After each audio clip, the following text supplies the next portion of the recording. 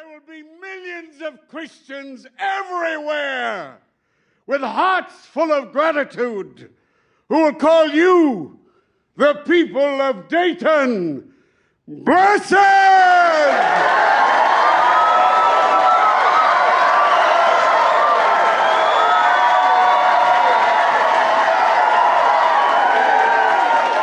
It was in the aftermath of the First World War that religious fundamentalism was reignited in America, and it brought men like William Jennings Bryan to its ranks.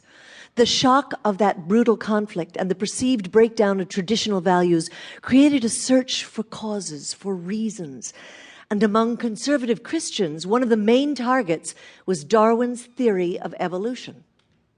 By 1925, Bryan was leading a formidable movement, using state legislation to prevent the teaching of evolution across the nation. Tennessee was the first to pass such an act, introduced by farmer Senator John Butler. It should be unlawful for any teacher in any of the universities, normals, and all other public schools in the state of Tennessee to teach any theory that denies the story of the divine creation of man as taught in the Bible, and to teach instead that man has descended from a lower order of animals. Now, that was known as the Butler Act, and it was passed by the Tennessee legislature on March 21st, 1925. The fundamentalists cheered. The American Civil Liberties Union, however, saw it as a threat to the Constitution and decided to mount a test case. They advertised throughout Tennessee for a teacher who would challenge the new law. And this is where the little town of Dayton got involved. An attractive and once prosperous iron and coal mining town with 11 churches serving only 1,800 inhabitants. Dayton had fallen on hard times and was desperately looking to better itself. So they turned to a popular science teacher by the name of John Thomas Scopes. On May 5th, a group of local businessmen met with me in Frank Robinson's drugstore and soda fountain. Morning, Mr. Robinson. John. Mr. White. John? Frank Robinson handed me the Chattanooga News, where the American Civil Liberties Union was offering to pay the expenses of anyone willing to test the constitutionality of the Butler Act. It's an opportunity to put this little town back on the map. John, we need a volunteer. Well, I knew that sooner or later someone would have to take a stand against the stifling of freedom the Butler Act represented.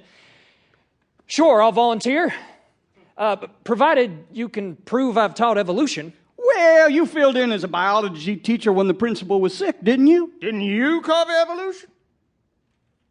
To tell the truth, I wasn't sure I had, but Robinson and the others weren't concerned about this technicality.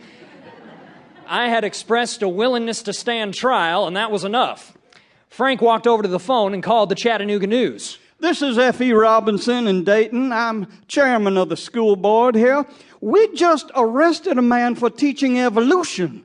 What do you think about that? In fact, John Scopes had defined the sheriff to get himself arrested. And after that, he returned to playing tennis.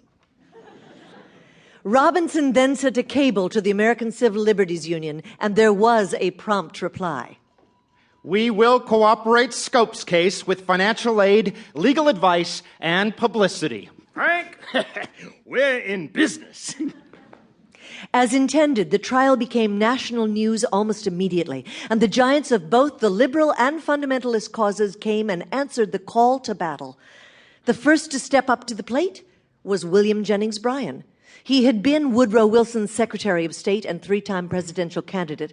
But now, with his political career in decline, he had attached himself to a variety of causes, and by 1925, he had found fame as a leader of the fundamentalists. Although renowned as a preacher and great orator, there were many who were put off by his messianic approach. Back in Nebraska, his home state, he was described as Like the River Platte, a mile wide at the mouth, but only 6 inches deep. Bryan's involvement in the trial galvanized another great American to join the fray.